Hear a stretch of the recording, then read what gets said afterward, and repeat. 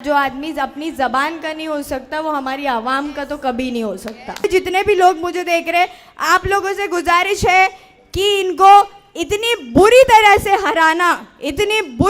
हराना जैसा इन्होंने मुझे उस आखिरी दिन पर रुलाया है, ये मुमरा से उस तरीके से रो कर वापिस जाना चाहिए। चारों वोट सिर्फ और सिर्फ एमआईएम के कैंडिडेट्स को देना।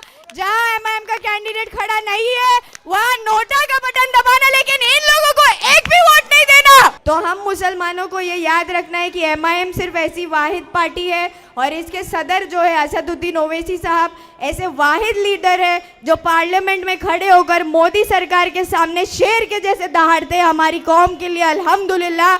और हमको ऐसे लीडर को मुमरा में लाना है। वक्त था जब हम उनकी दिल से इज्जत करते थे और मेरी माँ की तरबियत ऐसी है कि हम दुश्मनों को भी सलाम करते हैं। अस्सलाम वालेकुम रहमतुल्लाहि व बरकातहू। थोड़ा जोर से एनर्जी के साथ, ऑडियंस से एनर्जी मिलती है तो लीडर को भी बात करने में और एक्साइटमेंट होती है और हौसला अफजाई होती है। तो अस्सलाम वालेकुम व रहमतुल्लाहि व बरकातहू। बस 10 मिनट का टाइम बचा है मेरे पास, 10 बजे माइक बंद हो जाएगा तो जल्दी जल्दी अपनी बात रखूंगी आपके सामने। सबसे पहले शुरुआत मैं करूंगी, कई सारे लोगों से मुलाकात हो रही है, इलेक्शन का पीरियड चल रहा है तो लोगों के मन में कुछ सवाल है। सबसे ज़्यादा जो सवाल लोगों ने मुझसे पूछे हैं वो ये है कि एमआईएम पार्टी क्यों? आप तो खुद ही एनसीपी एसपी के इतने वेल नोन अल्हम्दुलिल्लाह पॉलिटिशियन रहे हो, सोशल वर्कर रहे हो पिछले 6-7 साल से। क्योंकि हमारे लोग हमको हमारे काम से जानते हैं और काम के बाद पीछे जो पार्टी का बैनर होता है ना, फिर उस पार्टी को जाना जाता है।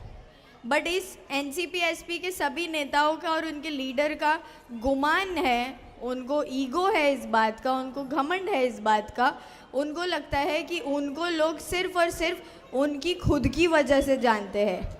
बट ये सच्चाई नहीं है।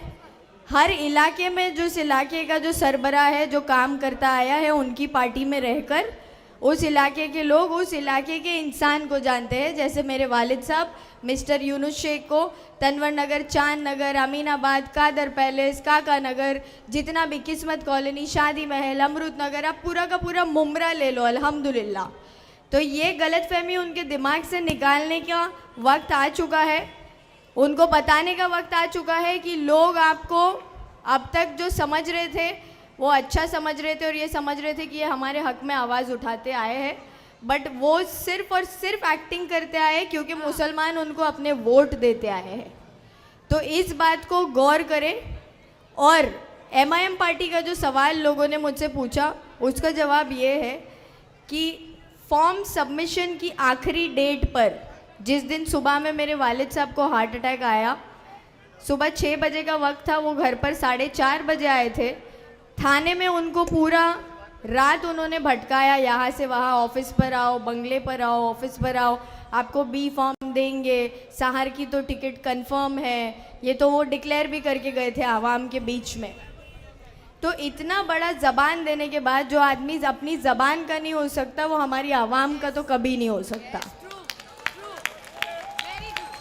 तो इस आदमी ने झूठे वादे किए और उनको पता है वो कौन है। मैं बार बार नाम लेना नहीं चाहती क्योंकि एक वक्त था जब हम उनकी दिल से इज्जत करते थे और मेरी माँ की तरबियत ऐसी है कि हम दुश्मनों को भी सलाम करते हैं अल्हम्दुलिल्लाह।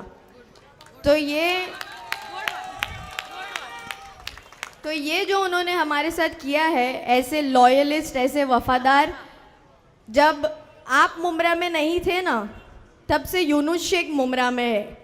जब मुमरा में ये जो आज बैनर दिखते हैं ना सबको, ये बैनर जो प्रिंटेड बैनर्स दिखते हैं, मैं उस दौर से मेरे वालिद साहब को देख रही हूँ पॉलिटिक्स में, जब सुभाष भोईर साहब यहाँ पर थे एक्टिव और मेरे वालिद साहब उनके वहाँ एक शहजादे के जैसे थे।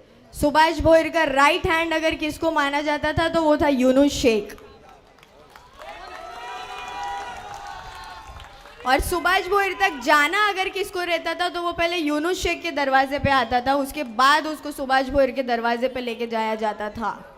तो मेरे वालिद साहब जहाँ पर भी थे, एनसीपी शरद पवार चंद्र की पार्टी ने जितनी भी ताकत जो मेरे वालिद साहब को दी है वो उनकी नीयत की वजह से दी है। हमारे में बोलते हैं ना, नीयत में बरकत होती है।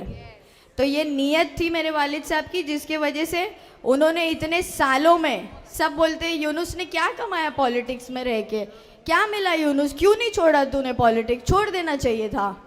मैं उनको ये बताना चाहती हूँ कि भले पैसे उन्होंने ज़्यादा कमाए बट मेरे बाप ने इज्जत कमाया, अल्हम्दुलिल्लाह। और हमारे लिए हमारा कॉलर सबसे इम्पोर्टेंट है। तो बात जब सवाल मुझ पे उठता है कि MIM पार्टी क्यों, तो मैं उनको ये बोलना चाहती हूँ कि कई सारी पार्टियों से ऑफ़र थे, पैसे हमको ऑफ़र किए जा रहे थे, बट क्योंकि हमारे साथ धोखा हुआ, इसका मतलब ये नहीं कि दूसरों के पैसे खा के हम आवाम के साथ धोखा करें किसी तीसरी पार्टी को लाकर। तो इसीलिए ये डिसीजन लिया गया।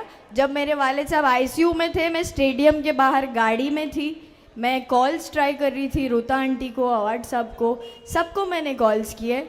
रूता आंटी ने मेरा आखिरी कॉल उठाया और मैं उस वक्त इमोशनल थी, क्योंकि किसी के भी फादर, आपके वालिद अगर हॉस्पिटल में है और आपको ये जद्दोजहद में आप हो कि यार मैंने 6-7 साल की मेहनत और मेरे वालिद के 20-25 साल की मेहनत, आज आखिरी दिन है, इसके बाद सीधा 5 साल बाद वो दिन आने वाला है, तो आप क्या करते हो उस पोजीशन में रहकर।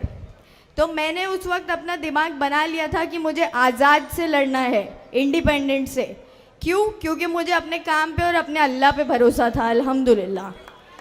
मुझे पता है कि इनको हम पे नहीं था, बट हमको खुद पे भरोसा होना ज़रूरी। किसी को हम पे हो ना हो उससे फ़र्क नहीं पड़ता। ये जो भरोसा हमको हमारे ऊपर था, अल्हम्दुलिल्लाह आज ये आवाम उसका नतीजा है, जो हमको सुनने इतने तादाद में हर सभा में आप लोग पहुंच रहे। आप सबका बहुत बहुत शुक्रिया। एक बार खुद के लिए तालियां बजाइए, क्योंकि आप हक का साथ देने के लिए आ रहे हो और आप हक की आवाज़ में साथ में आवाज़ लगा रहे। तो ये है MIM की ताकत, अल्हम्दुलिल्लाह। और जब स्टेडियम से अंदर मैं गई हूँ, तब MIM पार्टी से मेरे भाई वहाँ खुद खड़े थे, सैफ भाई खड़े थे, नफीस अंकल खड़े थे। उन्होंने बोला कि बेटा हमने तेरा B फॉर्म है ना कल रात से ही तैयार रखा है। जो टिकट मुझे मेरी पार्टी ने नहीं दी, वो टिकट कोई और पार्टी लेकर मेरे लिए खड़ी थी। ये अल्लाह की तरफ से तोहफा था कि नहीं था?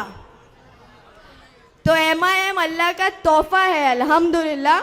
और उस वक्त मेरे दिमाग में जो आज़ाद वाली बात थी कि मैं आज़ाद से भी लड़ूंगी तो मैं जीत जाऊंगी इंशाल्लाह, क्योंकि मुझे मेरे काम पर भरोसा था। मैंने नकली वादे नहीं किए इन 6 सालों में, और नकली काम नहीं किए जैसे ये लोग करते आए हैं। ये आज वादा करते, 1 साल बाद वापस आवाम के पास सामने प्रकट हो जाते। आवाम पूछती है कि क्या वादे आपने किए थे और क्या हुआ। उनके पास कुछ नहीं होता है जवाब में।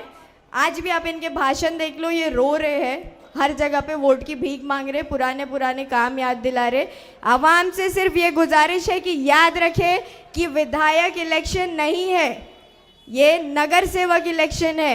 कैंडिडेट से पूछो ना, जावेद मेडिकल से पूछो, मैशर से पूछो, साजिद बप्पा से पूछो, जावेद सिद्दीकी से पूछो, इनके सभी कैंडिडेट से पूछिए। घड़ी वालों के कैंडिडेट से पूछिए कि अपना काम बताओ। घड़ी वालों ने भी पिछले 1 साल में फटाफट सब काम कर दिए। क्यों? क्योंकि इलेक्शन लगने वाला था। ये काम अगर पहले आके अवार्ड को चैलेंज करके कई सालों पहले किया होता तो शायद इस बार मुमरा की आवाम घड़ी को वोट देने का सोचती। बट घड़ी बीजेपी के साथ है, तुतारी बीजेपी के साथ है, क्योंकि तुतारी कुछ दिनों में घड़ी के साथ अलायंस करने वाली है।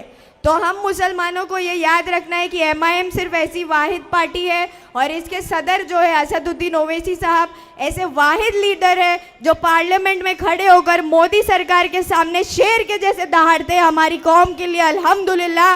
और हमको ऐसे लीडर को मुमरा में लाना है और उस लीडर को मजबूती देनी है। और इस बार सभी मुमरा वालों से, ये लाइव पे जितने भी लोग मुझे देख रहे हैं, आप लोगों से गुजारिश है कि इनको इतनी बुरी तरह से हराना, इतनी बुरी तरह से हराना जैसा इन्होंने मुझे उस आखिरी दिन पर रुलाया है, ये मुमरा से उस तरीके से रो कर वापस जाना चाहिए।